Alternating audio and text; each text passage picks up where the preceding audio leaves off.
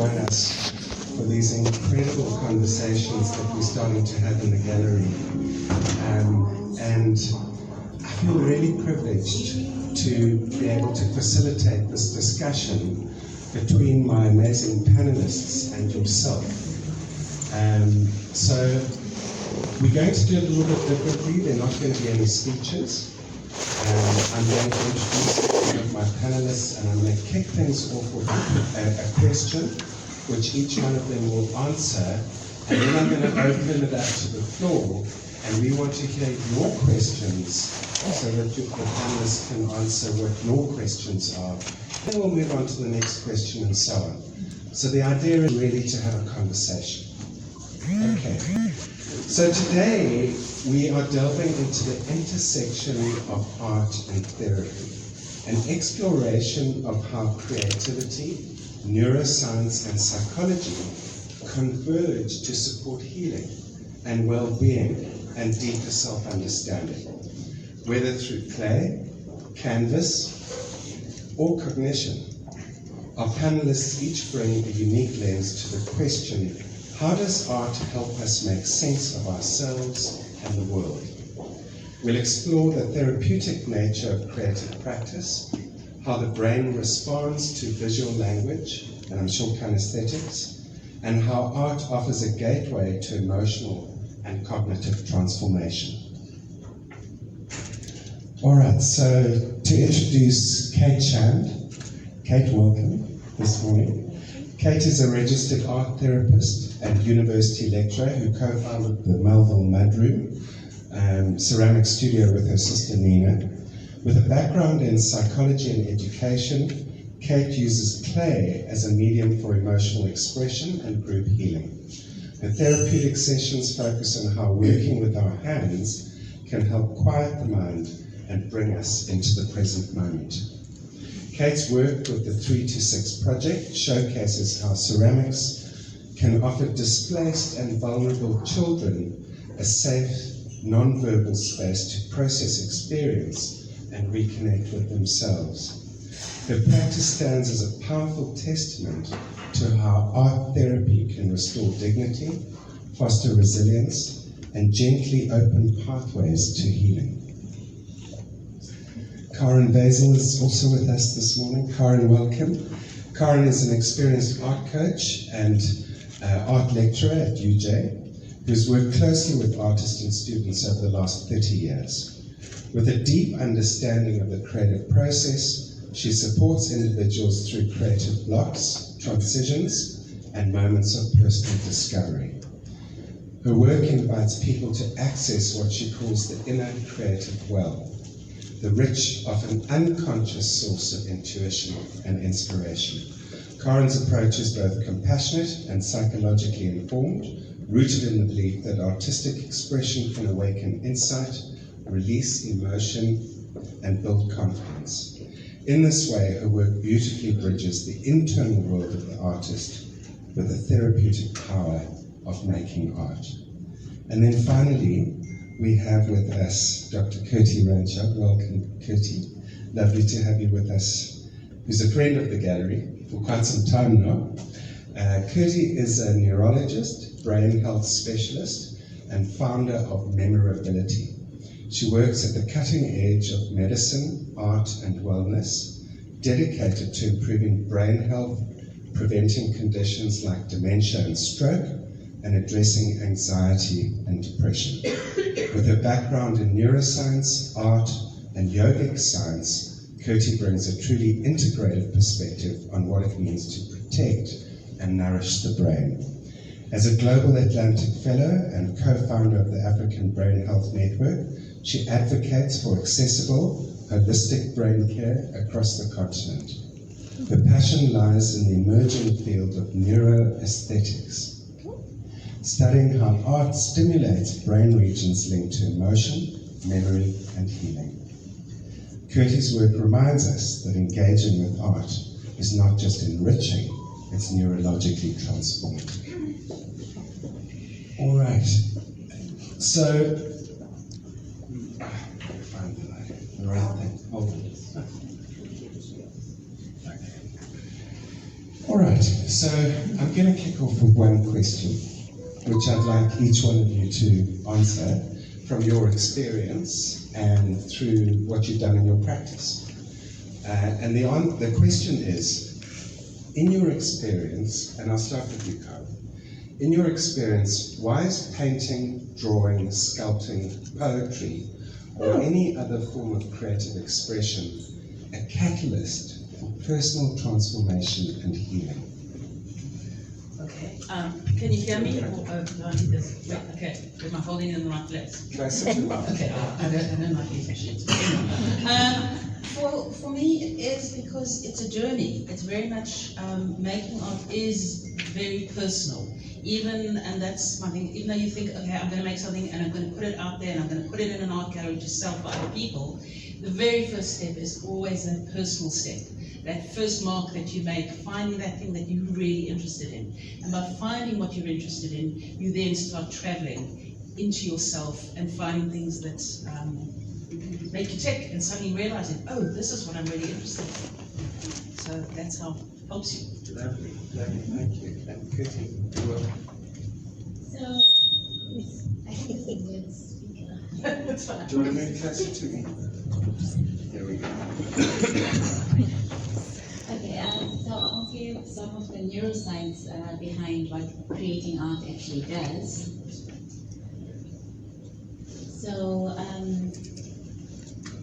So creating art actually does activate specific parts of the brain that helps us to understand ourselves. And so that's how art actually helps in terms of creating art. It activates a network in the brain called the default mode network, which is a rather boring name for a network that does quite a bit actually. But in essence, it was discovered because it was when people were imaged under a brain scan, an MRI scan, it was found that there was this part of the brain that was active when people were doing nothing. So before the actual test began, they found that there was a specific pattern in terms of the brain that was actually active. So they called it the default mode because it was your brain at default. Subsequently, what we've realized is that this network is important for internal reflection. So you're not engaging with the external world, but you are engaging with the internal world. And so what does this network do is it is important in autobiographical memory, so memory of yourself in the past, even if these are recreated memories, not all our memories are actually real. It helps us to understand ourselves in the present and potentially helps us to understand others around us. And it helps us to project ourselves into the future, right? So all that I've described is a lot like daydreaming. So that's in essence part of that process. It's not quite daydreaming, but daydreaming would be part of that process. But if you look at it, it's a self-referential network. So creating art helps you to understand yourself. This is particularly for visual art. It's slightly different for all the art forms, so I'm focusing on visual art. And if you think about health, one of the first points in terms of health is to understand yourself. Understand what's harming you, understand what helps you, understand the steps you need to take or how to adapt to your doctor's advice. I always say, to be a doctor is to give a lot of advice, and a lot of people wouldn't know me. Because it has to matter, right? It has to make sense, and it has to be practical. And so this, understanding yourself is really quite important. It's an important first step in terms of supporting better health going forward, and that's why creating art. And just before I finish, I think that the most important point of that, from a health perspective in particular, is that the quality of the art produced is not important. It's the process. It's doing it. Thank you. Thank you so much, Kitty.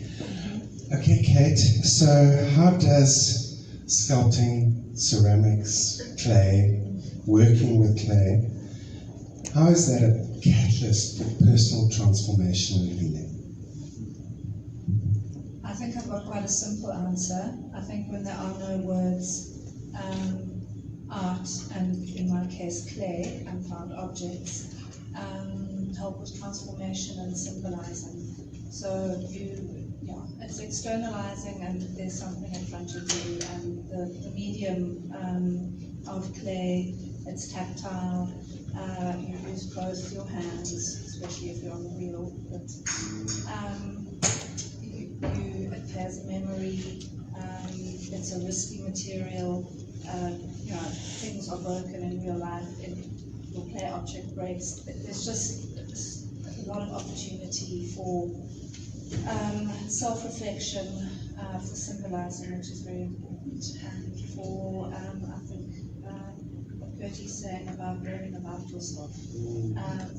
What happens when you touch the clay, the pressure that you apply, you can control it, you can mold it, you can, all the time. It's showing you whether you're present or not, it's showing you whether you're anxious or not.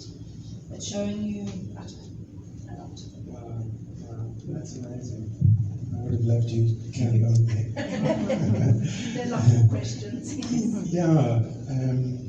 Does anybody from the floor, would anybody like to ask a question right now? You're welcome to, just put your hand up. Otherwise, I'll ask the next question. Okay. Sorry, Richard. Yes, please go ahead. Pass the microphone. Oh. Thanks, Lisa. Let's hear from you. Hi, everybody. I think it's Curti. You said not all memories are real. What did you mean? Well, I think we do recreate some of our memories. I have a distinct memory of being a child in my grandmother's house and being pushed in a socks box. I think I really loved the socks box, and I have this memory of being pushed in my grandmother's house down a passage, because apparently that's what I love to do. But it turns out it was the wrong house. Like she had moved in between, and so that memory is actually in another house. And I only realized this maybe about 8 years ago, that actually the memory that I have is recreated because people kept telling me the story, and the house that I associated with my grandmother is not the house that was actually happening. Oh, wonderful. Please go ahead. Who are you going to ask? Okay, I would like to ask the neurologist a question. I also have a psychology background, but I only studied up to honors level. I'm not deep into it. And I would like to know, how can art heal the childhood traumas or assist one with PTSD, post-traumatic stress disorder? Is there any way that art can be utilized to heal one? Thank you. Yes, I think art is exceptionally therapeutic in lots of different reasons, and I'll go back to the self-awareness part of it. That becomes quite important.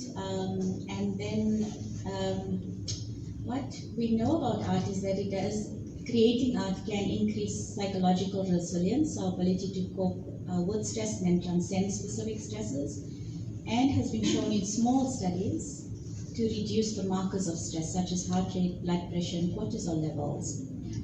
But my process focuses more on training the brain in terms of specific skills. How do I get the brain to do what I wanted to do? So if I wanted calm, or if I wanted focus, or if I wanted to improve my memory, what are the tools I have? What do I train the brain? And so design a process for training the brain.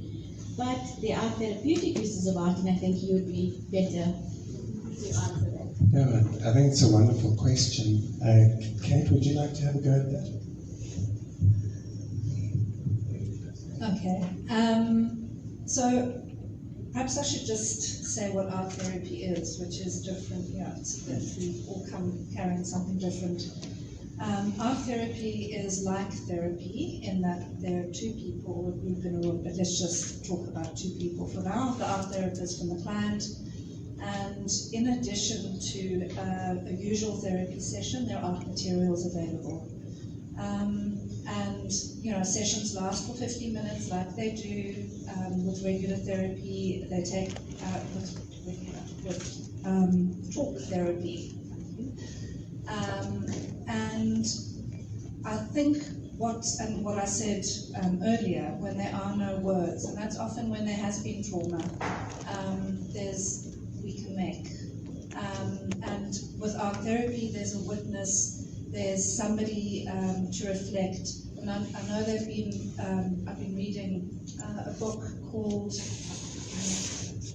Mending the Muse, I think, And she talks about how art making on your own, you can develop this reflective capacity, and the muse becomes the witness. But I do think there's something about having a therapist witnessing, especially where trauma is involved.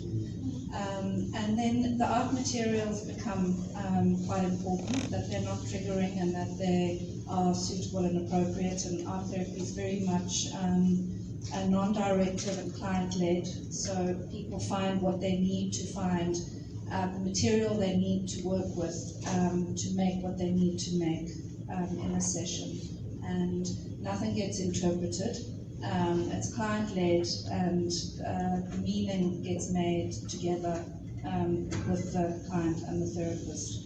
And I hope with the art therapists in the room, training and other, that I've adequately described that. But art therapy is it is very helpful, in particular with trauma, for all the reasons that Curti has mentioned. Yeah, wonderful. What I like about your description of the interaction and the process is that it's a journey. They find the art materials that they feel will work for them, which is lovely. And so you're working with clay, Karen, you're working with artists who are making sculptures and paintings and drawings, and Curti's working with neuroscience to help people heal, focus, and so forth. One thing that I haven't heard from any of you, and this is something interesting from my perspective, is that writing as a form of art is also deeply therapeutic. Yes. In fact, when I was 13 years old at boarding school, I couldn't talk about my trauma. I couldn't talk about my experiences. So the psychologist at school encouraged me to start writing poetry. And so I started this process of unpacking my feelings on paper. And just that cathartic process was incredibly healing and allowed me to take it out of my body and look at it. So that self-awareness, that self-reflection, and then the process of creating something beautiful eventually, because then making poetry became something of beauty as well, also had a different kind of impact on my self-worth. I think it's very interesting. We have different forms of art, different forms of therapy through art, and it's wonderful that we have the different voices here. So the next question is a little bit more personal, if that's okay. And Karen, I'll start with you. Yeah, because we're going like on the hook. You've got to have a chance. How have you personally experienced the therapeutic value of art? Because essentially, if you want to teach, you must have done it. Okay, so remember I'm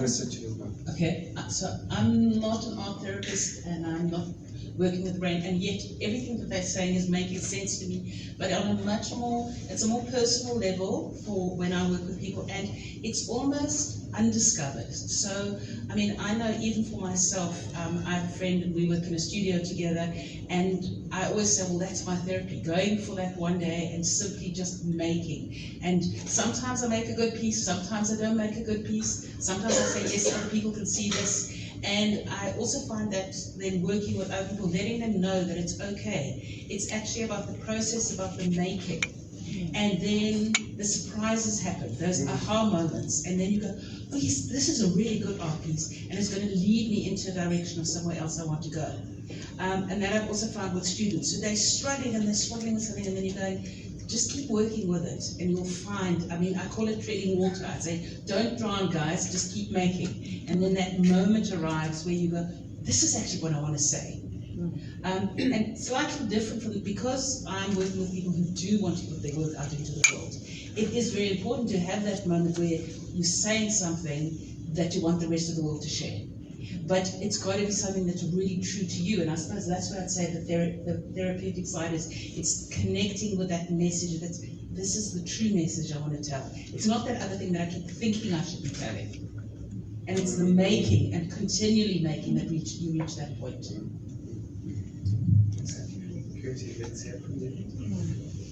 So from a personal perspective, I've been drawing or painting since I was a child. My dad used to sit and paint us on a Friday evening. Very, very patient father. Because I'm the oldest now, like 7 and my brother 3, and he would sit with oil paints and bricks and charcoal. Wow. Yeah, exceptionally patient father.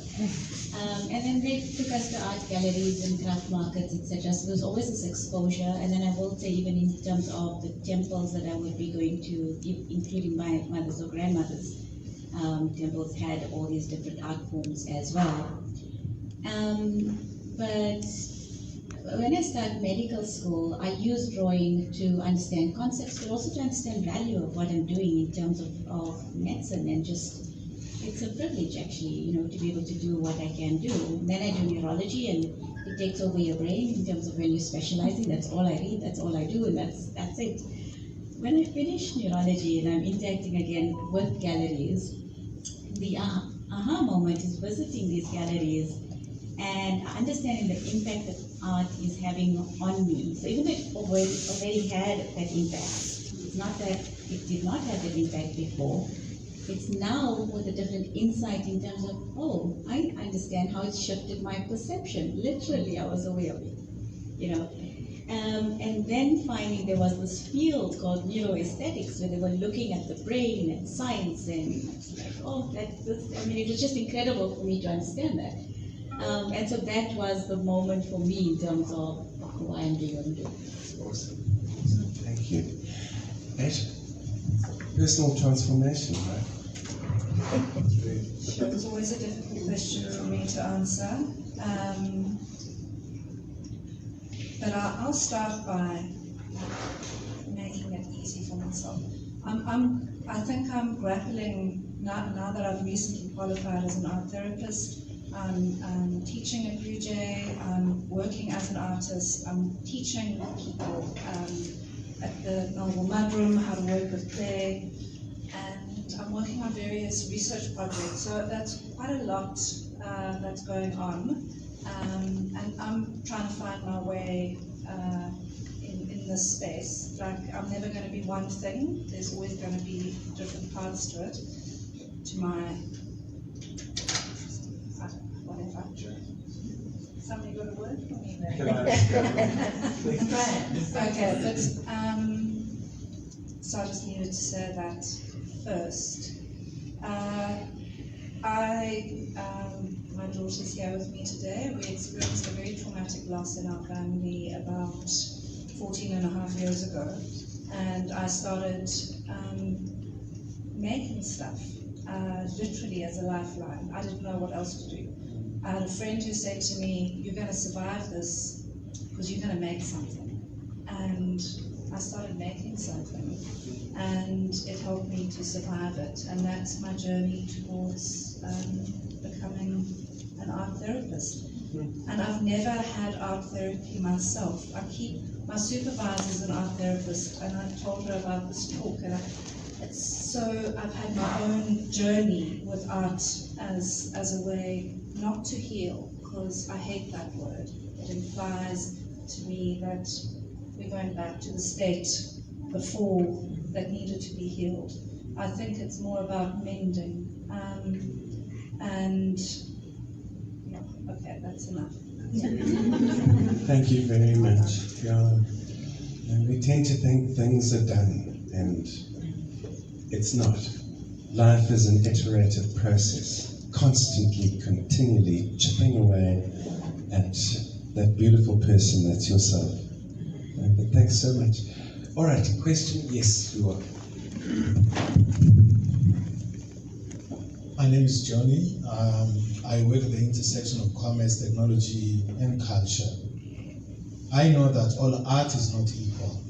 What happens when art that was supposed to bring therapy or healing, I know you don't like that, actually traumatizes you? Because I'm a filmmaker, spoke about writing as therapy, but it ends somewhere. It has to move from paper to screen. Now that process is traumatizing. When I was making films many years ago, I used to get so moody, and I was actually unbearable. My children couldn't really stand me. So you are standing between the spiritual or the divine, whatever you define that, and the humanity. Something is in the process of being birthed, as it were. And it's so traumatic that until that process is concluded, you kind of go back to the person you were before.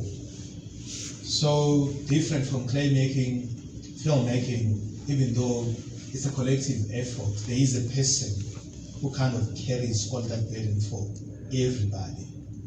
The expectations, you don't know whether the artists are going to pitch the actors. You don't know whether, so you are so uncertain that you're traumatized by the process that was supposed to bring joy. So when people see the film, they're so happy to see it, but they don't know the trauma that you as a person carrying that burden you're going through. So what do you do when art that was supposed to liberate actually kind of oppresses you? I don't know if I'm making sense. Thank you. Yeah, sure. Very difficult question. Anybody want to go?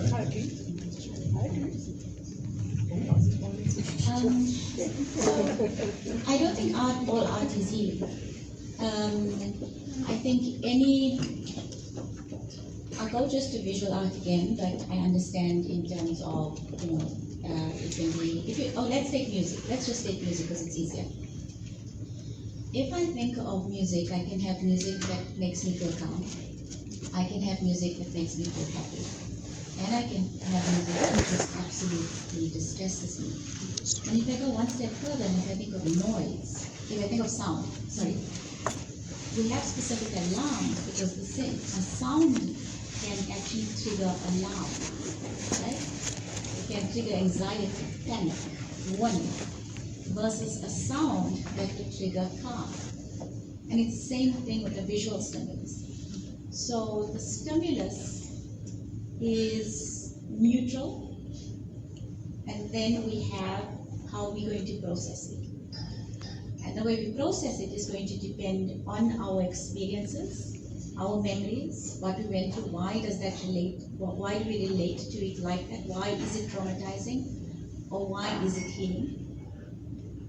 So that's the one thing, and then there is something beyond that in terms of the symbols that you get through a visual language that can potentially trigger either way. But yes, so not everything is healing. It's important to, if you wanted specifically something as specific in therapy or healing, or if you wanted something to remind you of something or to remember something or to process trauma, those processes will be different. Can I ask you, it's John, eh? Yeah. What does it feel like at the end when you walk into the movie house and the movie's playing on the big screen? It's rewarding, actually. It feels good. Feels good. Yeah. So ultimately, all the pain of getting there is worthwhile. Otherwise, you wouldn't carry on doing it, right? Yeah. But at the same time, I think film goes through so many stages. Yeah. Even though you are done with the product, Yeah. now you need to make money out of it. That's another process. It's like this never-ending cycle of trauma. And I think it's different. A collective creative process is different from an individual creative process. And I think possibly there's a lot of stress with the relationships with the different people, deadlines and all that sort of thing. Okay.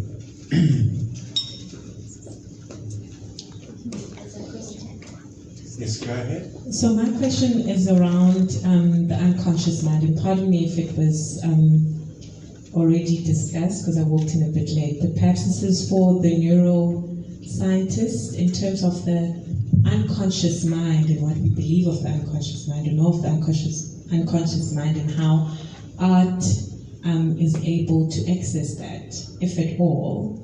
And is there any work that's been done in that respect in terms of how we're able to go beyond one's conscious mind to access things that are a lot more deeply hidden? I think one of my favorite stories to relate is the story of Masioka, and whoever has heard me has heard this several times because it is quite a powerful story. So on one of my visits to the Bliss Art Museum, they had the Stars of the North exhibition, and they had all the sculptors from Limpopo actually. And his biography was quite remarkable for me. Again, this is many years ago, and it's me starting this in terms of looking at it. And what he describes is that he was having recurrent nightmares, really horrible nightmares. And you see, representations of those nightmares in his sculptures. Because he's having recurrent nightmares, and so we can interpret nightmares as relating to something in your subconscious that's worrying you, right? Because he's having these recurrent nightmares, he goes to see a traditional healer in his village. The traditional healer tells him to sculpt. That's how he starts sculpting. And so what you have then is the subconscious concern or worry actually being made tangible, physical, in real time. He's processing it. So he can then process whatever is worrying him in a different form. And as I was saying in terms of the neuroscience of art, in terms of how it builds psychological resilience, it means it helps him with psychological resilience. It helps him to understand himself and what's worrying him and what are the steps he needs to take to go forward. So it's quite powerful when you do look at art in terms of both the neuroscience, the health aspects, and how it accesses that in terms of helping us to process. Thank you. Thanks so much. And Karen, I'd love to hear your perspective on how does the artist access the unconscious? How does the artist access that which they can't see? Okay, well, from my terms and what I work with people is I'm more interested in looking at trying to find out what you find interesting. So you're working more on, because it's about the making is where we start. So it really is you what are you drawn to? What are the kind of marks you like? Or what are the kind of colors? Or what are the kind of stories? And then when you're making something, so as you're making that, then you start connecting to something that's, and in my case, because again, we're making art for external purposes, it still is very much about finding that unconscious part inside of you of what you're really, really interested in. And the most important thing is just to keep looking, keep being connected to what you can see, and then you make it. And it's like, and even while you're making, you're looking, so you suddenly realize, well, I love working with this kind of texture. Or, I mean, even when you were talking about the clay, it's the material, I love the feel of the clay in my hands. Or I really enjoy the way that this color and that color work together. And that is actually connecting to stuff that you don't even know what the second message is. So you're starting on a surface thing, and then it goes deeper, and then you start saying, oh, I actually want to make art about this and that because it's connected to what I really care about or feel. Okay, can we hear your perspective on that? How do you access the unconscious mind with clay, I guess? It doesn't just, I don't just have to speak to Claire, but I think it's just through the making. It's through finding, I mean, obviously artists are more intentional and they've got a training, but in a more art therapy type environment, there are many materials available, and that's the first. I run or have run making healing dolls workshops, and I say to the participants, it's as important your time spent finding the materials that you're going to make your figure with. That's as important as the making, if not more. And just take your time to find what it is you need to be working with today. And then the surprises happen. The figure emerges as if from another dimension. And then they've got it in front of them, they can look at it, and it's like, oh wow, I can't believe, communicate a bit, have a bit of a conversation, and that's just one example. But it's just always, it's through the making. It is, it's through the process, right? And I'll never forget, where's Kari? Before we go, I want to tell a story about you. Okay. So, I think it was about 14 or 13 years ago or something. I used to love watching Kari paint in the studio. because she put her whole body into it, and music, and it's a very expressive process, isn't it? Your journey in making an artwork. But hang on, and I was watching her paint as if you watch sport. And she made this like mark in the painting.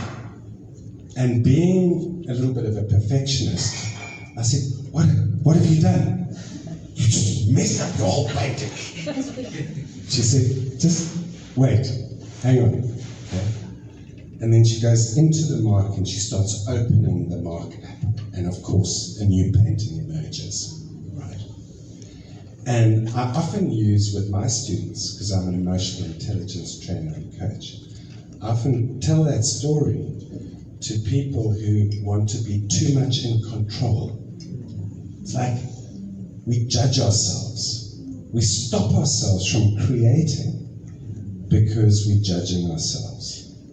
And I think when I get loose on a piece of clay, I lose that judgment. I get into the process of making. And I think for me, certainly, that's where the unconscious unravels and things happen and the surprises happen. So let's have another question. Okay. Thanks. I just want to know how you feel about not so much making as looking. In other words, in UK, a lot of the medical institutions encourage people to go to museums and art galleries to look at the work. And that's another way of doing it without actually physically making the thing. Nice. This art is quite powerful as well. Similar circuitry in terms of the brain, in terms of what it does, potentially slight differences in terms of outcome. But when I was going to do this talk, it's such a beautiful space, and I thought it would be good to do some sort of experiment, actually. So, if you're happy to.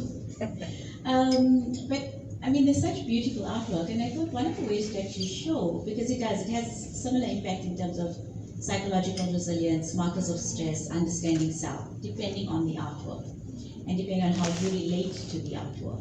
And so it is quite powerful in terms of viewing art. You don't only have to create art.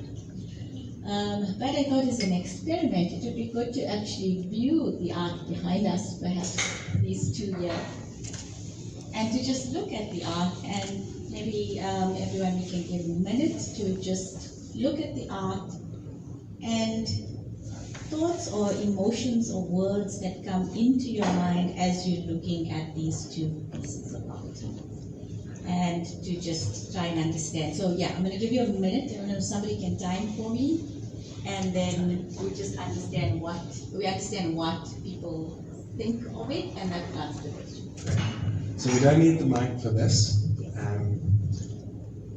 Look at these two beautiful artworks by Sue Martin. I'm not going to tell you what it's called because that's going to make your mind up. Just look at these two works and just think of a word that comes into your mind now. Death. Fire. Actually, he said he wanted to say fire as well. Lost. John. Clouds. It was fire. Fire. Trish. Fire. Fire. Great. Fire. Janet. Death. Lisa. Refining. Nice. Passion. Right. Good. Okay, so let's go with one person who said fire. Why did you say fire? Yes. When I look at this one, thank you. The first thing that came to my mind, I saw grass burning during winter, on this one. So they improve fire. Why? Did you have a memory of it? Yeah, because I've said it before.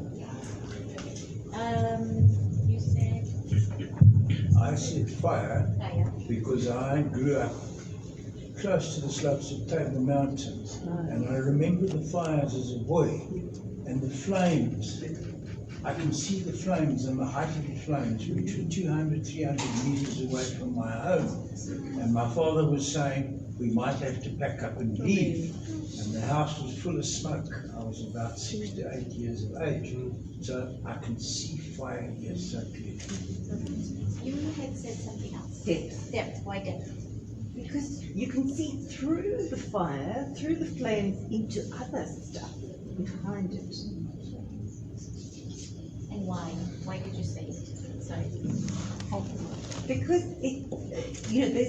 it's not just a surface thing. There's, it would take what he's just said about the fire. You can see behind that there's things causing the picture. That's why I can see the depth. It's not just there. What's happening behind that picture, and the artist has really interpreted that quite well. I'm going to refinement and then I'm going to you. Sorry, just something I just wanted to show in terms of what we're thinking. The land needs fire. We get refined. We've gone through something refining, so it's very personal. And what is the artist wanting to refine? So what was the artist's intention as well? And I think the last one, and then I'll just... I thought chaos and destruction and a lot of passion, and feeling. I see a lot of feeling, energy. I love the pictures. So it was in response to the question in terms of viewing art, but so viewing art has an impact in part because of what we call top-down processing. Our memories, our experiences, we interpret with relation to what we've experienced. And sometimes it doesn't communicate to us at all. So some of you may have been looking at it and it's like, well, whatever. Right? That's also fine. Like if I'm speaking in a foreign language and you don't understand me, you don't understand me. But you may get something in terms of emotion or something else. But yeah, so viewing art has an impact. Thank you. Okay, I've got a question. What if it's not memory, but revelation? Yeah, I think you were mentioning in terms of the symbols as well. I didn't talk about symbols.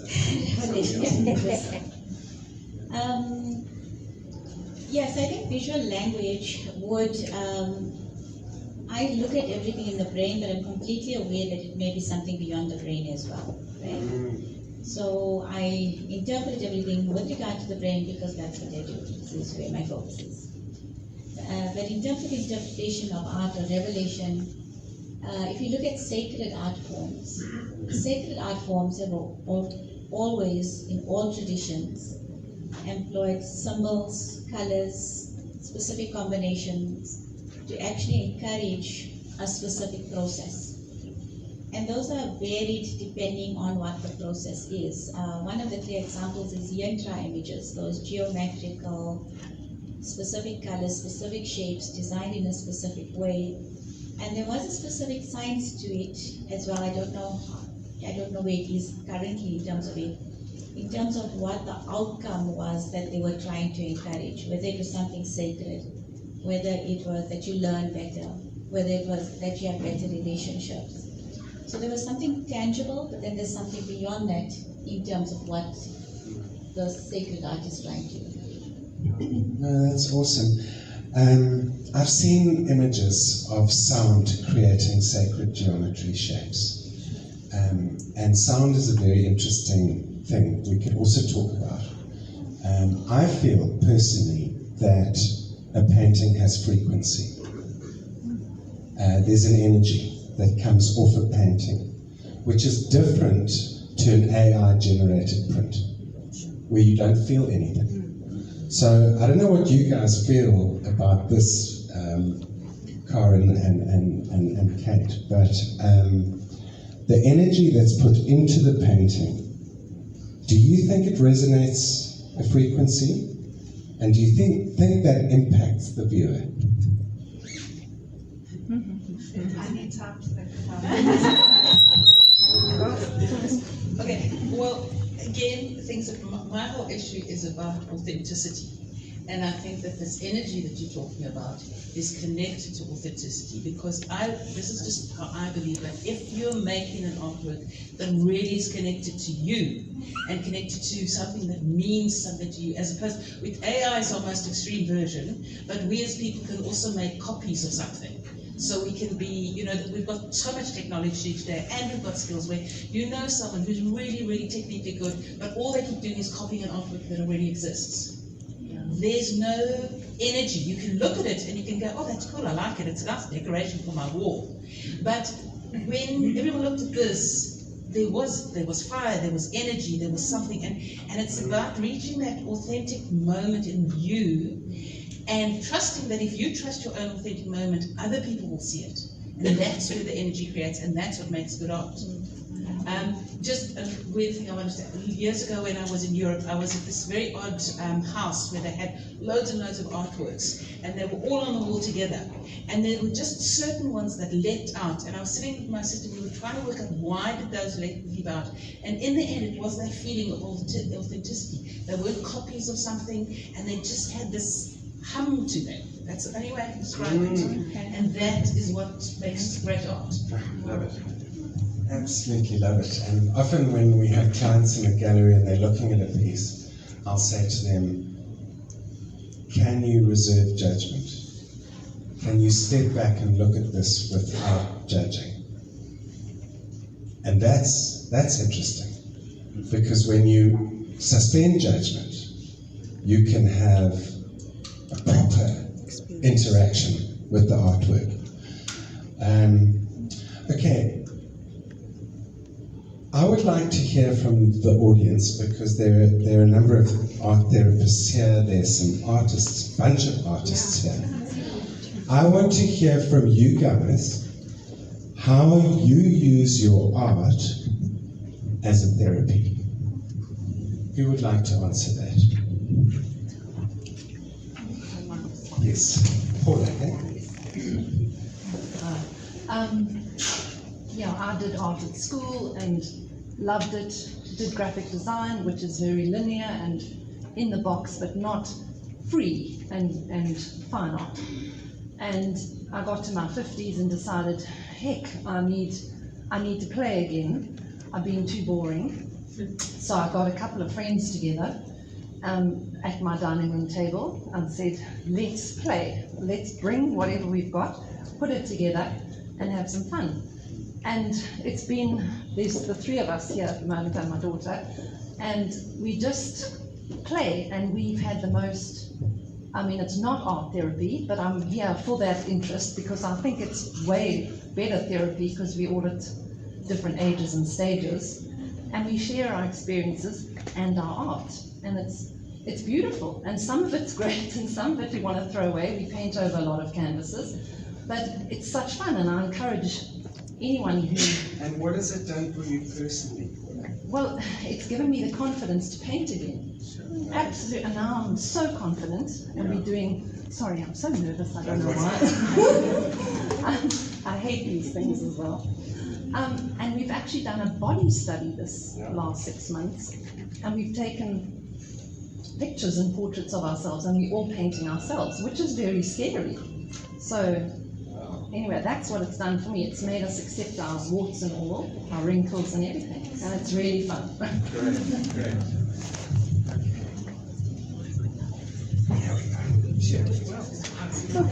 Hi, I'm also terribly nervous, but I wanted to share beginning stories quite similar. I did high school art and was obsessed with art my whole childhood, but kind of abandoned it for many years.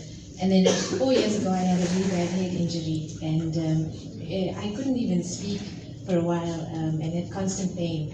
And a friend came to see me and asked me, he said, I've never seen you just sit before. Do you still draw? Maybe you should draw something. And I said yes, I'd do something for his new apartment. And when I started, that was the first proper pain relief I'd had in months. And I kept at it. And now I do it full time, and a lot of what you're saying about it, helping you find yourself, that's exactly the journey I've been on, and it's been the best thing. That accident ended up being the best thing that ever happened to me. Let's give her a hand.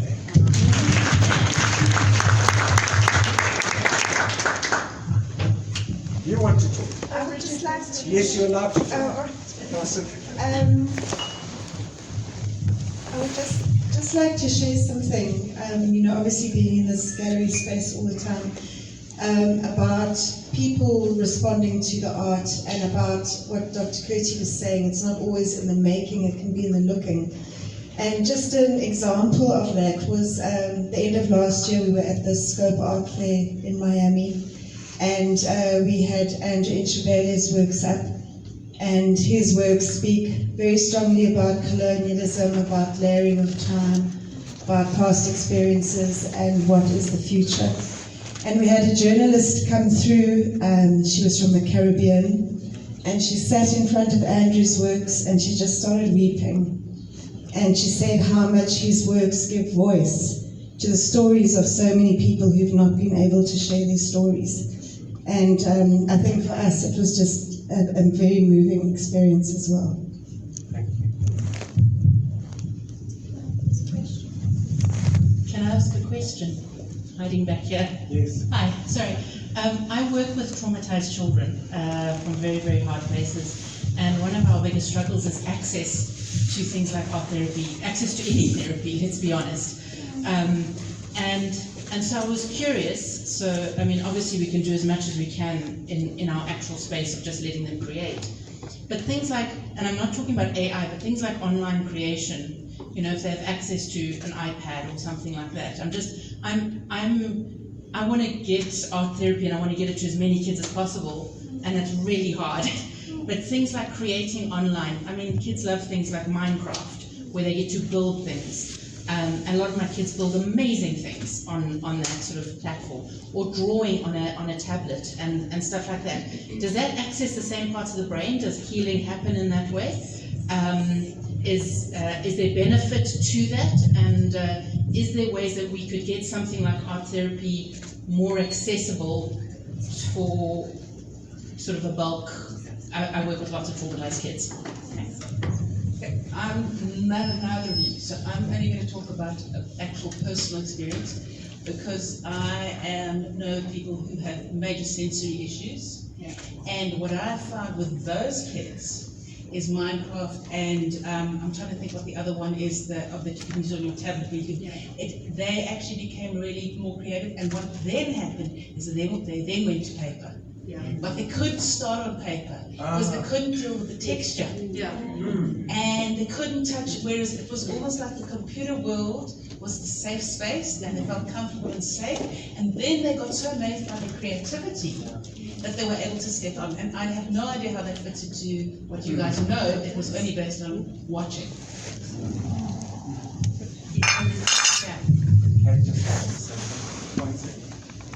So there are ways. I think the wonderful thing about art therapy is that it lends itself to group work really well, which means an art therapist can see many kids, and it becomes very affordable. And there are a lot of art therapy students in training who are looking for placement sites. So you do just, and drama therapy and music therapy and all the arts therapy are available and need clinical placement sites. So don't speak to me afterwards. I haven't dealt with anybody using online stuff. But there is something about having human beings present, and that relational aspect that's really important. I have worked with kids who just experience ongoing trauma, not necessarily, I'm sure and screens aren't available. And just having recycled materials is really exciting. And kids can make, one doesn't need a lot to be creative, and it doesn't have to cost much. Thank you, Kate. I think what's important as the therapist is to know your student. So if they are sensory defensive, they might suckle with the touch of paper, and possibly more inclined to start with electronic and then move into tactile. But we mustn't forget that we all learn differently. So some of us need to do stuff, some of us need to see stuff, some of us need to hear stuff, and some of us prefer reading. So it's finding out what are their learning styles and what works for them, and being flexible enough to offer the right format. Hey, can you hear me? Okay. So just to speak to what you asked, I am an artist and art educator, and I've had a couple of students over the years, online and in person, and my approach is very much working with what resources or what's accessible to the student. Starting there, you know, they might have certain challenges. I've worked with students with ADHD. Currently, I have one with autism.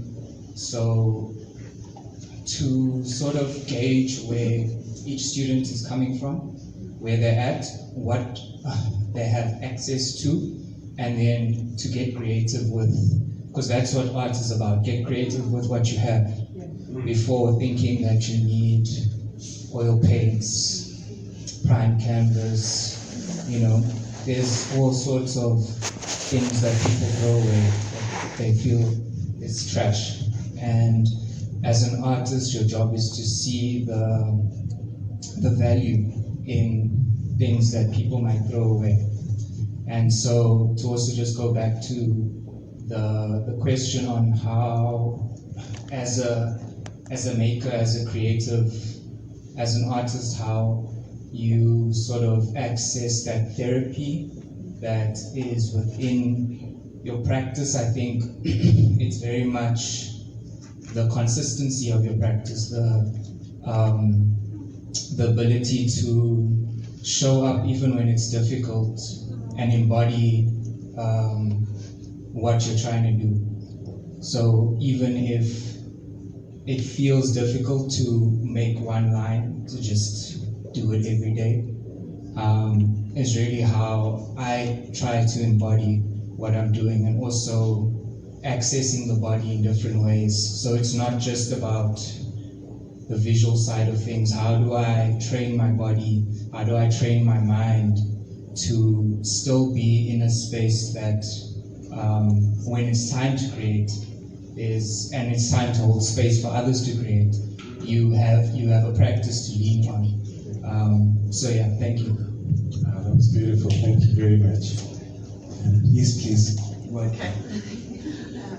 So I think this is just, it speaks to your situation as well, but I mean, this conversation is exceptionally important because, you know, how I come alongside children with, I'm an artist in a Reggio Emilia inspired school, and the Reggio Emilia approach comes out of Northern Italy, out of a tiny little town that was heavily bombed.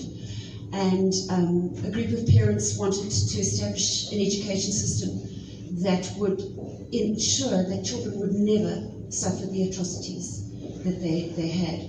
And the founder of the Reggio Emilia approach, Loris Malaguzzi, wrote a poetic declaration called 100 Languages of Expression. And he believed that every single person, right from birth, is a citizen, and you have 100 languages of expression.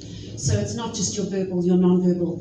And it is my job as an artista to come alongside the children in my care, in the atelier that I work out of, to give them as many opportunities to express themselves.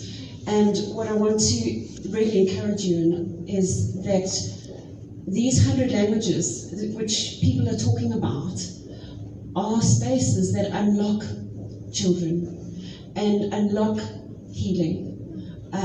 We are seeing incredible work with children who are neurodiverse, well, each and every child has that opportunity, they have the agency and the autonomy to do that. So it is something maybe you want to research a little bit about, but the Reggio Emilia approach, it is now a global kind of there's a lot of knowledge about it, and there are a lot of places that are doing it. There are schools that are coming alongside, but I'll chat to you afterwards as well. But really, art is really something. Thank you so much. Yeah.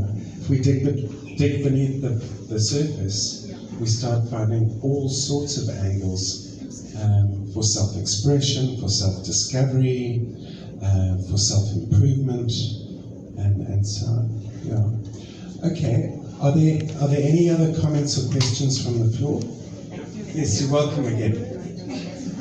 And another one. And you. Of course. Let's go. So I'm a psychotherapist, and I'm very devoted to talk therapy as a medium of healing and self-expression. And not being very familiar with how art works or how it helps in terms of the work that I do. And I think what is clear is that the need in my work far exceeds the demand. And so my question, and what I'm interested in finding out from the artists among us, is how can art complement talk therapy? Or is the suggestion that when talk therapy fails, then you turn to art? So that's a very interesting question. I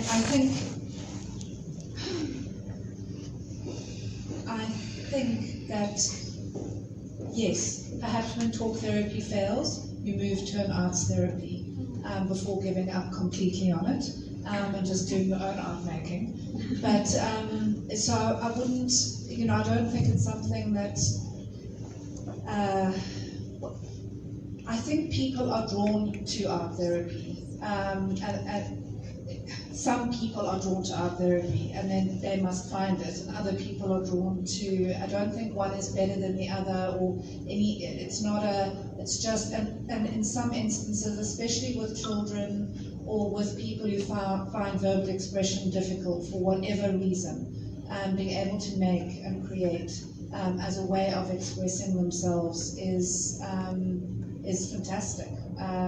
So yes, it's not an either or a, but also alongside, because I'll just I'll give a little anecdote. I made something and I took it to my talk therapist, my psychodynamically trained therapist, and she looked slightly alarmed at my little offering that I kind of brought into the therapy space. And she knew she had to say something, and eventually she said, "It looks like a child made it." And that was so powerful. I mean, yes, it was. A child did make it. Like I was so excited. I was able to make without any expectation of how it must look. And she had missed this extraordinary opportunity, because had she been able to, had she not, like she thought I was bringing her some beautiful artwork and she could say, "Oh wow, you're such a great artist." And anyway, I hold that in my mind that I think that talk therapists could just learn a little bit about visual language and expression. It could really enhance what they're doing with their clients. Not becoming art therapists, but if you do have some creative work happening, to be able to bring it into a talk therapy space, because you guys have been, you have a lot, we all have a lot to offer. Yeah, I love that. I love the anecdote. She missed that one completely. Okay, are there any? Just following up on your comments, and I really don't think that talk therapy and art therapy should be mutually exclusive. I think that's a talk therapist should start a lot earlier along the line to look at alternatives of therapy. The other point I wanted to make is that art for me is a hobby, and it's very over a lot of broad fields of it. But following on what the lady up here said, not all the things that we make are really excellent and amazing. And one of the things that I find that I've almost not really forced myself to do, but I do when something that if I'm doing a colour in or something or a painting, and the first colours that I choose, and then I sit and look at it and I think, oh no, this is awful. But that's to make myself sit with it and see, well, why am I not liking this? What is going on here? And I suppose there's a little bit at the back of my mind as well that I hate throwing things away. It's just such a waste of everything. So that it's to sit with it and see, where is this going? Why don't I like it? And very often that some of those pieces turn out really quite beautifully at the end of it. And the colours just lead to something that I would never have imagined in the beginning. And that's some of this. Be curious. Yes, and just sitting with it, letting it happen. I think sitting with it, Kari used to talk about being in the messy middle, where it's not working, the colours are wrong, and the flow is wrong, and it's just not right. And as you said, the point that you made, and you said, well, what's this, but then something else. Something else involves. But the thing is to be able to stay with the problem long enough to solve it. And Einstein said that. He said that you should spend 90% of your time thinking about the problem and 10% on the solution. And I don't think we like the messy middle. I think we want to jump to the answer as quickly as we can so we can get on with it. And I love what you said. Thank you. Yeah, it's awesome.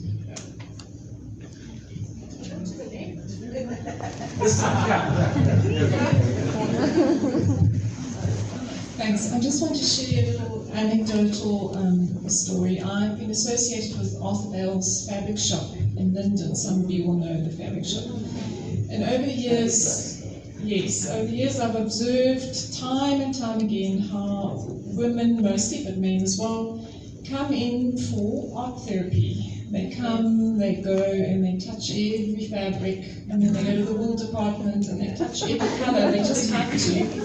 And they don't buy anything, they leave again. But I call that sort of the middle-aged housewife therapy. Religiously they come, and it's an ooh and an ah, and it's so comforting to them, especially the quilting fabrics with all the colours, and they just absolutely feel happy when they go. Dr. Curti, can you perhaps share with us about the sensory? What happens with this touch? This, what happens in the brain? What happens in the brain when you're making a pot, making a painting? Do you know?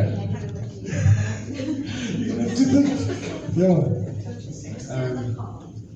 But I love that, and we love your shop. Kari? Play nice music in that shop.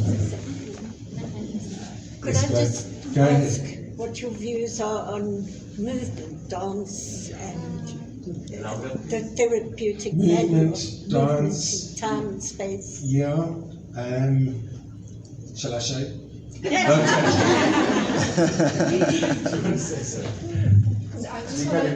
just want to say something about that touch. My daughter's just reminded me. We have 3,000 nerve endings in our fingertips, and when for me, I think about working with clay. When we're touching clay, but perhaps the wool and the fabrics, and I think I might be one of those women who go in and just touch without buying anything. But anyway. We're activating all of those nerve endings, and it's like our hands are thinking. Carry on. Hands are thinking. Hands are thinking. There's so much about clay. I can't keep all the facts in my head. What else do you want to know? When you've had, okay, yes.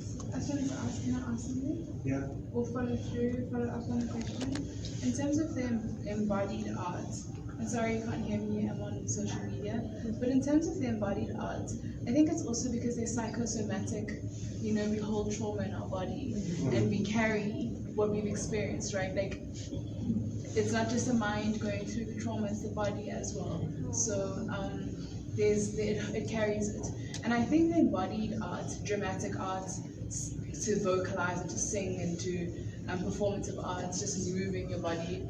Have you ever noticed how when you have a really bad day, you have like a midnight concert, and how that changes your entire feel and movement and release. You've released it all. So I think that's something is that the body carries, and then we also need to find a tool and a way to release and also be okay with that release, because I think sometimes we take quite great pride in that I can stomach things, but really you don't need to stomach.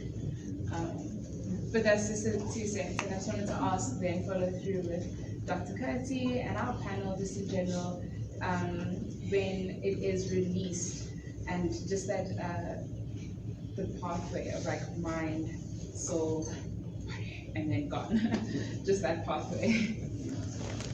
So you make me think about throwing at the wheel, where both hands are working, and just both hands working, so much is happening between the brain and the body, and lowering of cortisol levels, and making but that just came to mind. It's like a dance, because that complete presence as well. You don't have time to think about anything other than what you are forming on the wheel.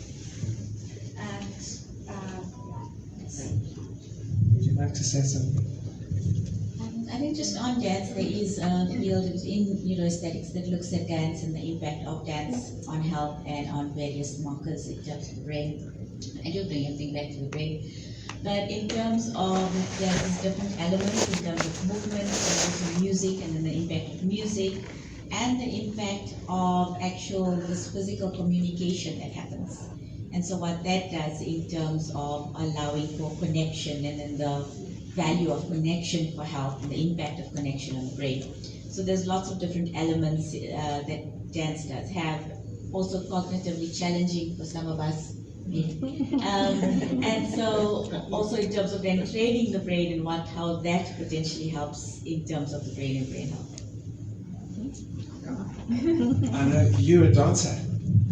Kumi's a dancer. You did ballet till matric. Yeah. I don't know. When we do exercise, our body produces endorphins, which make us feel good. So physical exercise is also very healthy for us to process our issues. Okay. Dolly. Okay, go ahead. I just want to add, as a performer, I'm in the discipline of musical theatre. So I do sing, dance, and act. And just to add on to the feeling itself, it's actually unbelievable.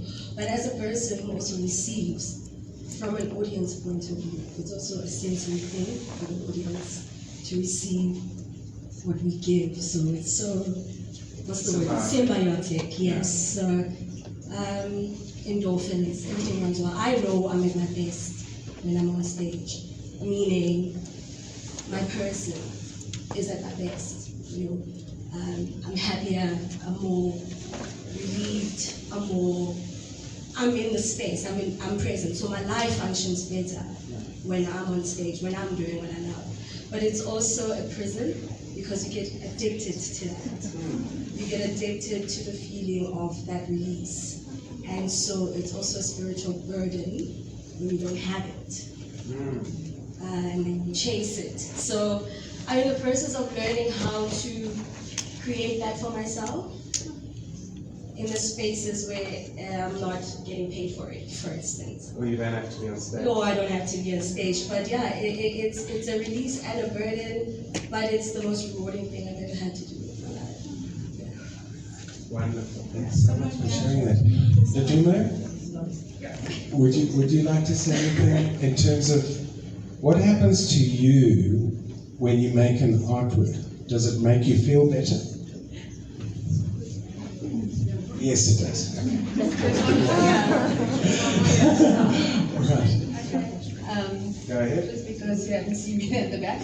I'm a martial artist, so I teach Tai Chi and Qigong.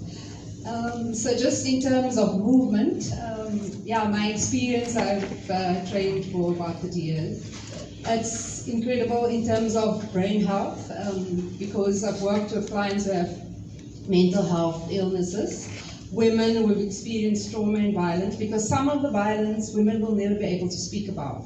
By being able to process that through your body without suppressing it is really liberating. Also worked with children who have experienced trauma, children from the Tomorrow Trust living with HIV. Also at Sacred Heart they had a week, I think, where they had therapy for the children, but just coming into how children's bodies are now into, like the shoulders are crouched, the fingers, because on electronics all the time, and how the difference that art form can make and bring.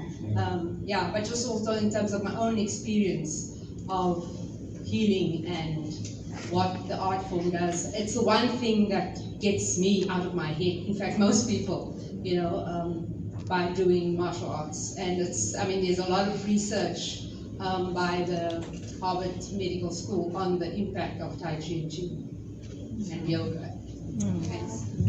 And it's interesting, it's also a discipline, right? Yes. It's a lot of discipline, and the young man at the back there, you were talking about your practice and showing up every day. Yeah. It's all very well being passionate about something, but if you want something to actually work, you have to pitch up every day and be disciplined about it. Discipline doesn't need to be hard. It doesn't need to be... No. It doesn't need to be something you're scared of. You can make it fun. If you love what you do. If you love what you do, you don't mind getting out and going for it. Yes, go ahead, please. Okay, I'm a lady with many caps. I'm a teacher and a fashion designer. I liked her comment earlier on, talking about fabric. It's not on.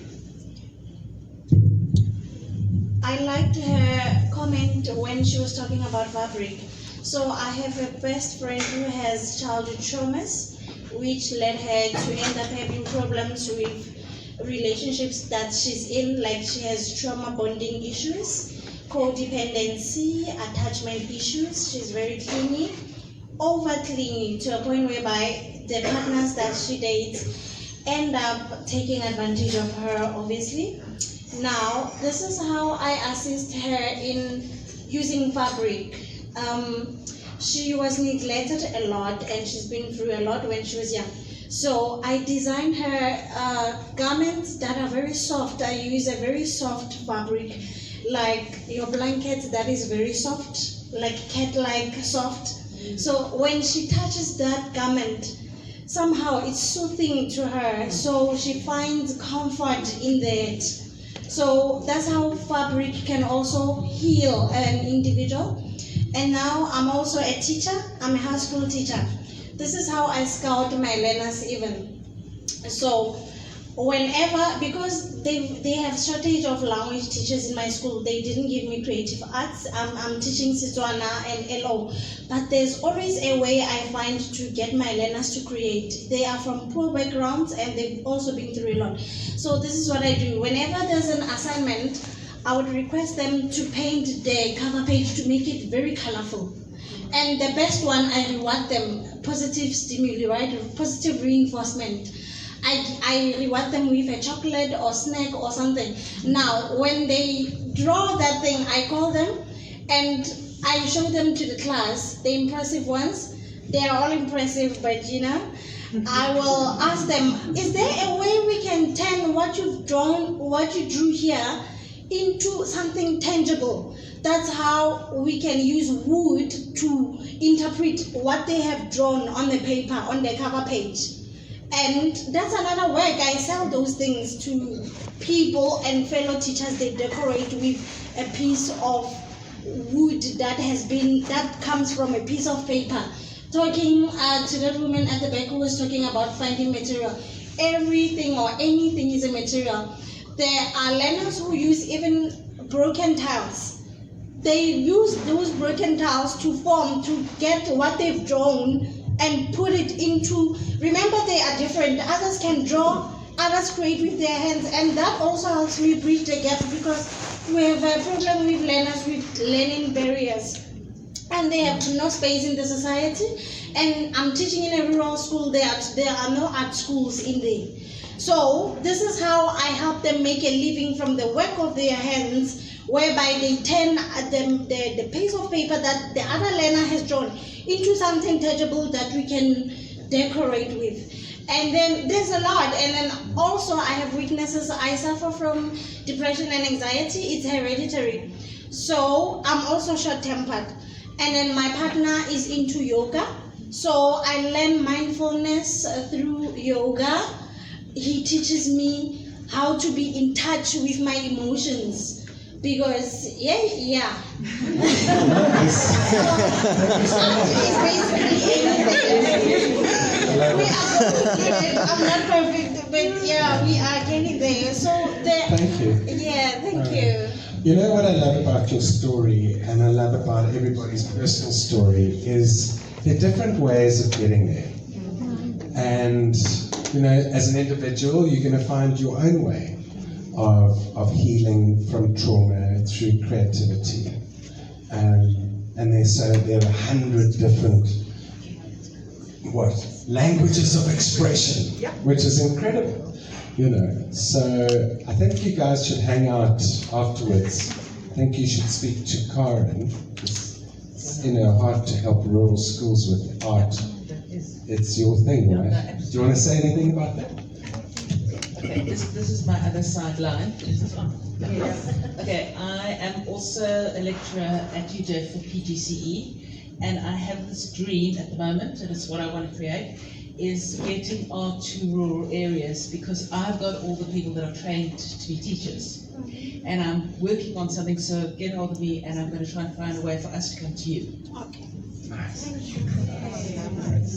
We're creating a movement. Please go ahead. So I can. Hi, Richard. Sabi. Yes, I made it. Yeah, good.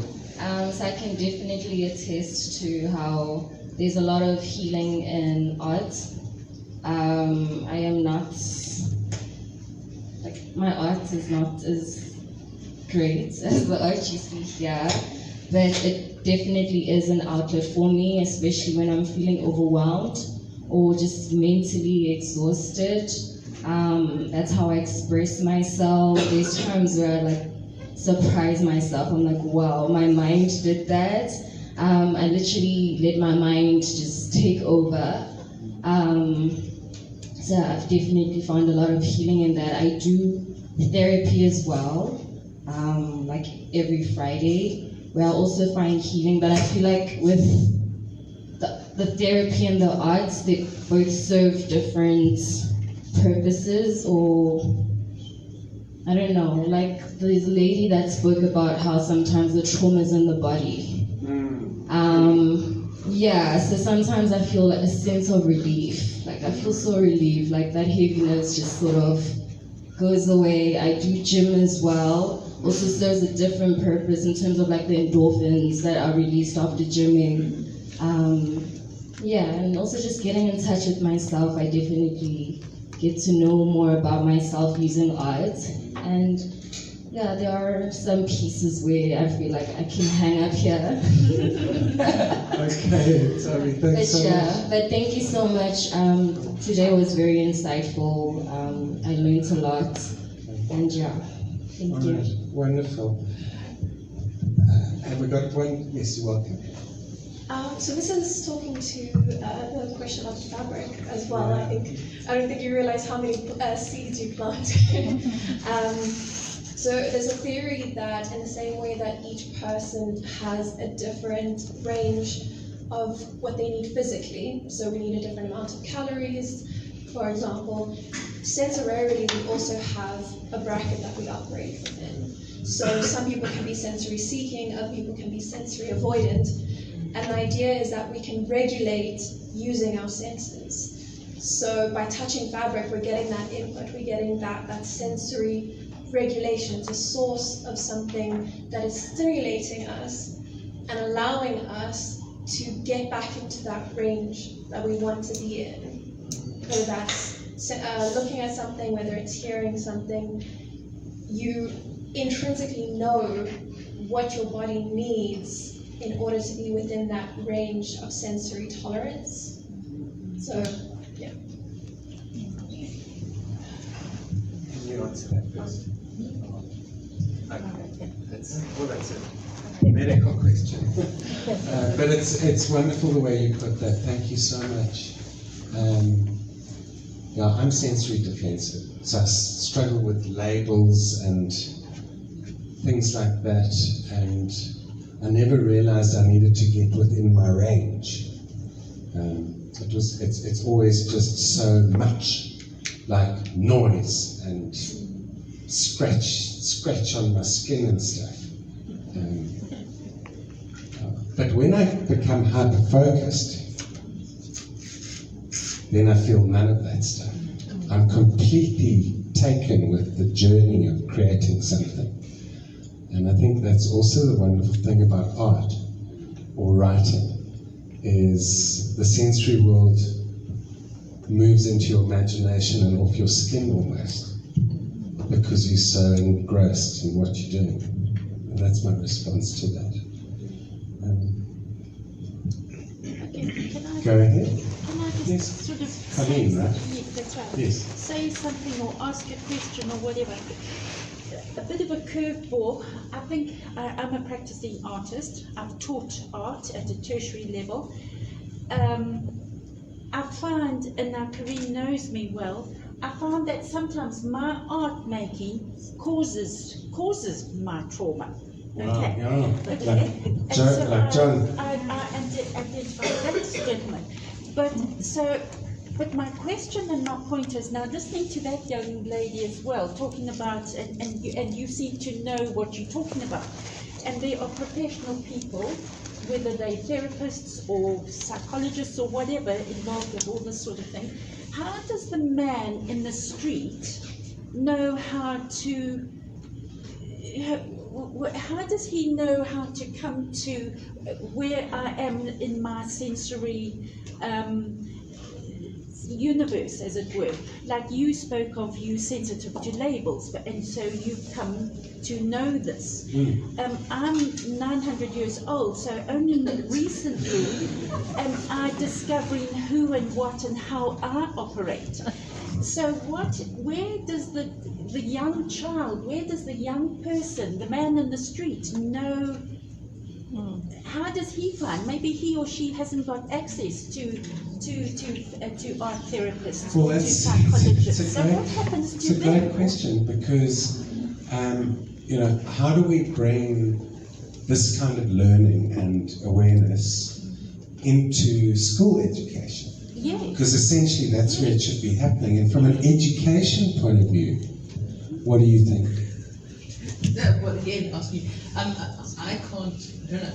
I mean, the only thing again is I can only talk from very, very personal experience, and I happen to have a child who has major neurodivergent issues, and I only discovered very recently. And now all I want to do is go back to every single school and say, when you see this child at 4 and at 5 doing these things, please talk about it, because then at least parents will know what it is. It really doesn't help waiting 10 years or 15 years to work out what it is.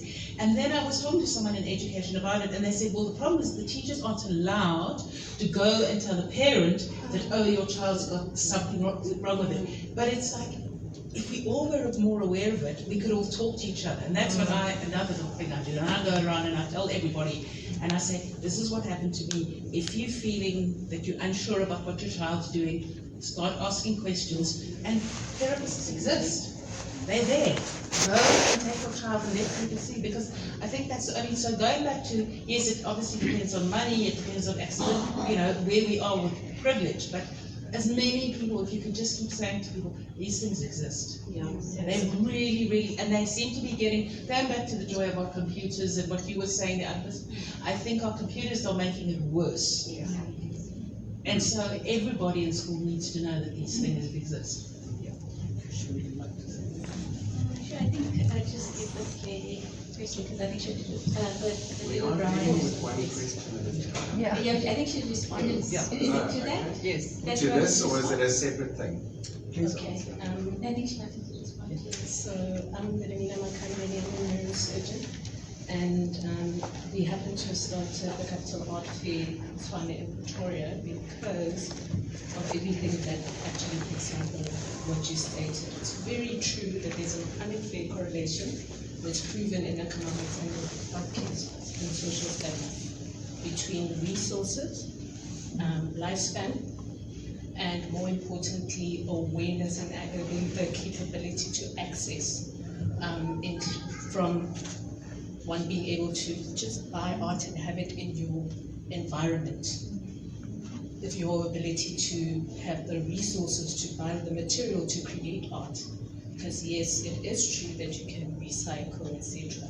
But there are certain things that unfortunately economics allow you to do far more easily, and more importantly the time element, because time is money. So having that latitude that you're not doing 5,000 different jobs, or you can outsource and have help so that you have me time, is very important. And when it comes to the tactile element of things, it also goes all the way back to our formative years and even infancy, because you're being touched as part of your neurodevelopment. And what you associate the touch with over your formative years has a component in terms of, yes, there are the neurodivergent people who do have an intrinsic response to certain stimuli, but there's also an association. So when it comes to the trauma side of things, obviously Dr. Ranchard can always correct me. There's the limbic side of things and there's the frontal side of things. So we all have a personality, but we all also have memories. So we know that tactile, we know that smell is an amazing trigger for all these things. So sometimes as you are busy in your practice as an artist, you might find that you're triggering something because you are reaching into that memory side of things. And sometimes your vigilance drops because we have emotional and psychological defenses sometimes that if there is trauma, you literally, when you are vigilant, you block yourself from accessing that as a, almost beyond the flight or flight response, it's a survival mechanism. But when you drop your guard and you are in your practice, unfortunately or fortunately, sometimes you reach into that because your limbic system is not, then things tend to come to the surface, which is why, especially in pediatrics, they sometimes use play therapy. So it's almost like a distraction. It drops your guard, and then we hope and pray that certain things come to the surface, and then we can maybe start dealing with the problem. But it does not make it any less distressing sometimes for the person who is there, which is, again, back to resources. What's helpful about being in a therapeutic environment, whether it's talk or art therapy, is that we need support to deal with those traumas, with those triggers. And it is important when one becomes aware and you're blessed enough to have access to reach out for help. And what I pray that more artists were aware of or could think about is that if, let's say, you're starting out, you do not have the resources, the clinic system, please use it. We actually do have therapists who are part of the state, psychologists, whether they're in ComServe or literally they are in that specific, in your specific area, and sometimes even physiotherapy, because it can go into the physical side of things. What's interesting about what the dancer was mentioning is that they have a duality of benefit. The athlete, the dancer, it's proven that because they are trained to do what they do not enjoy, it is part of how they live longer. It's actually been proven now, because we know that with degenerative diseases, if you are an athlete and there is a discipline of doing something that is unpleasant, but it is part of your process in order for you to master a certain skill, it actually feeds into how long you live. Yes, we're not going to disregard the fact that you are fitter, you have, thicker muscles around the thigh. That's also true. The muscle circumference does make a difference. But long story short, there's that side of things where it's important for not just your brain development, but the longevity of your functional brain. There's the social part of the fact that if you're doing Tai Chi, you're doing dancing, you are part of a social circle, also proven to help people live longer, live mentally more healthy. And the last part of things, we have to, it's almost sad when the professional athlete, the professional dancer, has to step away from the performance. Yes, there's the catharsis, but there's a dopamine surge. There's the endorphins, but during the performance, there's also the dopamine surge. When the crowd cheers for you, then that's the thing that people become addicted to. And sadly, it becomes now their duty to find the replacement. And I don't know if there's going to ever be an equivalent to people standing ovation for 7 minutes, cheering and screaming and all of that. Exactly, right? So that is similar to the various people who have struggled to focus. So the dopamine addiction is real. It's real.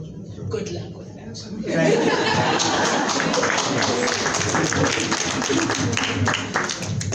No, there's nothing to disagree with. The only thing that I think for everybody, and I think it's so interesting in terms of all the different art forms that have come through, is the way we conceptualize resources needs to change as well.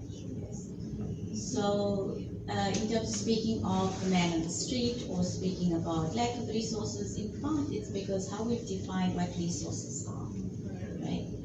And it's because of how we've defined what art is. If we start including traditional healers, we have more resources. If we start including different forms of art form, including fabric, we have more resources. We have more resources that are accessible to the man on the street. If we start including knitting and embroidery, simple forms of pottery, we change this completely in terms of accessibility. And that's also important for all of us working in this field in terms of how we make this accessible and how we conceptualize resources to support. Thank you, Dr. Kitty. Would you like to add anything on there about how does the man in the street access all this amazing stuff that we're talking about? I just want to echo what Karen said. It's advocacy, and for most of us, it's advocacy. Some of us, can do other things, but it's just to speak about it and to share it and to, keep talking about it. I don't know what else. Thank you so much. I don't know how we're doing for time because I switched my phone off. 10 to 1. Well, I hope you've enjoyed it. It's been fantastic. And what I've really loved is your participation in this discussion. Thank you to everybody that contributed, and especially thank you to my panelists, to Kate. Love your work. By the way, these amazing ceramics on the wall there are from Kate's studio. And I believe that was part of an epilogue. Postscript to a project. My clinical placement site was with the 3 to 6 migrant education project. So I worked with the children for a year, and then I stayed on there for another year, and then into a 3rd year, and I got funding from the National Arts Council. And actually,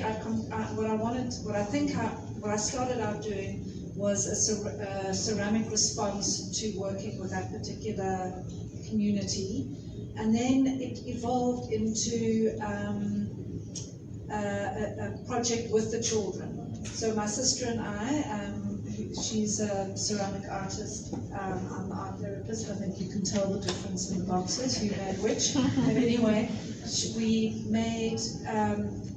workshopped with the children around the theme of the meaning of home, which was an ongoing project I was doing with them, and they made ceramic responses to quite an open prompt about home over a couple of sessions, and then Nina and I made ceramic boxes to contain, to hold, to communicate, to dialogue with, to the objects that the children have made. And then that was done, and Nina and I kept making. And so it feels that these were sort of separate and kind of, I don't know, what maybe Karen can help me understand. Closure. I love the fact that the adults create, the young ones create, and it's almost the two different artworks that are created talk to each other. Yes, and when we opened the exhibition, the children placed their objects where they wanted them to go, which of course was completely different to you know what which was fine. I mean, we knew that was going to happen, but Kate, how can people get hold of you, and what sort of discussions are you interested in having with people going forward with your ceramic studio and your art therapy business? Well, if anybody wants a pottery class, Melville Mudroom, and that's how I can be found. There's the website has an email address, and we're on social media, and yeah. And I'm an art therapist, and I do some clients. Lovely, thank you so much. Dr. Curti, perhaps you could just share with people how to get hold of you and what sort of services you offer. Thank you. Yeah, so feel free to email me. My email is k, my initial, @atlanticfellows.org. I'm happy to chat to anybody afterwards and share those details as well. And my website is memorability.co, just .co, there's nothing else after that. And yeah, I look at brain skills training for either individuals or groups or in organizations, and individual consults as well, so feel free to reach out to me. Okay, and you also do your pamphlets. You do have Yes, I have pamphlets. So everything, if you need to contact any of us, there are pamphlets, and then also obviously on the website we had that form. So all our phone numbers are on that, and all our email addresses. And I'm now actually going to pump something about Kate that she didn't say, because I'm from UJ, and I just believe in UJ at the moment, and especially the art therapy department. If there are any of you that are interested in art therapy, it's a fantastic course. I've just sort of connected on the side to it, and look at what people are doing, and I'm just blown away by what's happening there. That's UJ Art Therapy is Instagram and Facebook. So all you have to do is write UJ Art Therapy, and they're doing some really, really fascinating things. And this is from someone on the outside watching it. So, and then, to get hold of me, I've got a pamphlet. I'm really available to anyone interested in art coaching, and then yes, also in education and art. Fabulous. Thank you everybody for joining us today. I think you'll agree it's been very interesting and inspiring. So enjoy the rest of your Saturday and hang out for more discussions with the panelists. And thank you, Karen. Thank you, Curti. And thank you, Kate. Right.